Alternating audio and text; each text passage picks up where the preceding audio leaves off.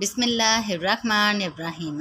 हज़रत अनस रज़ी अल्लाह ताला अन्हो बयान करते हैं, सहाबा कराम को रसूल अल्लाह सल्लल्लाहु अलैहि वसल्लम से बढ़कर कोई शख्स ज़्यादा महबूब नहीं था।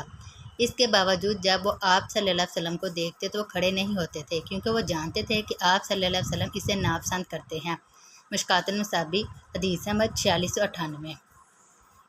हज़रत माविया रज़ी अल्लाह ताला अन्हो बयान करते हैं, रसूल अल्लाह सल्लल्लाहु अलैहि वसल्लम ने फरमाया, जिस शख्स को ये पसंद हो कि लोग इसके सामने खड़े रहें तो वो अपना ठिकाना जहन्नम में बना ले। मिशकातुल मसाबी हदीस नंबर 4699। हज़रत अबू हुरैरा रज़ी अल्लाह ताला अन्हु बयान करते हैं, रसूल अल्लाह सल्लल्लाहु अलैहि वसल्लम ने फरमाया, जब तुम में से कोई छींक मारे तो वो अल्हम्दुलिल्लाह कहे, और इसका मुसलमान भाई या इसका साथी इसे जरहमकल्ला कहे। जब वो इसे जरहमकल्ला कहे तो ये छींक मारने वाला कहे, अल्लाह तुम्हें हदायत दे और तुम्हारी हालत दुरुस्त कर दे। मुश्कातुल मुसाबी हदीस नंबर 4733।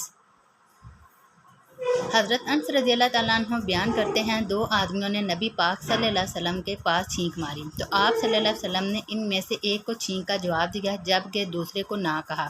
तो इस शख्स ने अर्ज़ किया, अल्लाह के रसूल, आपने इसके लिए दुआ फरमाई जबकि मेरे लिए दुआ नहीं फरमाई। आप सल्लल्लाहु अलैहि वसल्लम ने फरमाया, इसलिए कि इसने अल्हम्दुलिल्लाह कहा जबकि तुमने अल्हम्दुलिल्लाह नहीं कहा। मुश्कातुल मुसाबी हदीस नंबर 4734।